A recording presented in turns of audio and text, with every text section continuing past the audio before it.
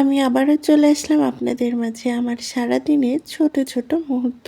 সেইগুলোই গল্পর মাধ্যমে শেয়ার করব আপনাদের সাথে। আসসালামু আলাইকুম, কেমন আছেন সবাই?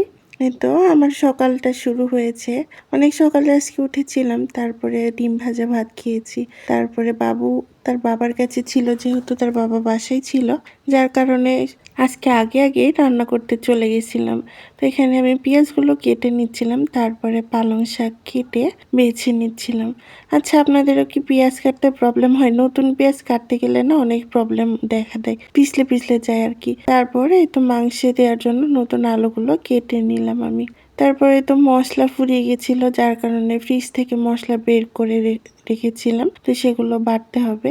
এখানে আমি সবকিছু গুছিয়ে নিচ্ছিলাম হাতের কাছে। তারপর আমি তো রান্না শুরু করলাম। এখানে গলদা চিংড়িটা ভেজে নিচ্ছিলাম।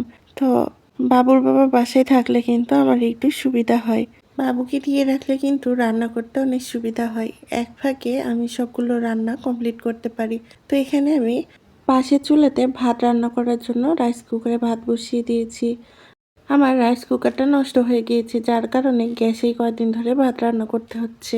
তারপর মাংসগুলো আজকে হাতে মাখিয়ে রান্না করব। প্রেসার কুকারে সব মশলাপাতি একসাথে দিয়ে তারপরে আমি সিদ্ধ করে নিয়েছি। তারপর কড়াইতে দিয়ে কিন্তু ভালোভাবে কষিয়ে আমি রান্নাটা করি। তো পাশের চুলাতে প্রেসার কুকারটা বসিয়ে দিয়েছি, আর সাথে এপাশের চুলাতে আমি পালং শাকটা রান্না করে নিব।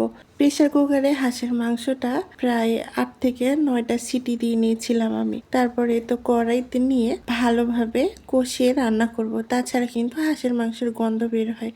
হাঁসের মাংসের গন্ধ বের হলে কিন্তু একদমই খেতে ভালো লাগে না, যার কারণে আমি অনেকক্ষণ কষিয়ে কষিয়ে তারপরে রান্না করেছি। তারপর দুপুরের খাওয়া দাওয়া করে আমরা সন্ধ্যার সময় চা খেয়েছিলাম, কারণ সন্ধ্যার সময় কিন্তু চা ছাড়া একদমই জমে না। তো মিহাদের বাবার আজকে নাইট ডিউটি, যার কারণে সে অফিসে যাবে, তো তাকে আমি চা বানিয়ে দিলাম। তারপরে চলে গেলাম তার পছন্দের বাদাম ভাজতে। সে বাদামটা অনেক পছন্দ করে, আর কাঁচা বাদাম বাসায় কিনে আনে আমি তাকে ভেজে দিই।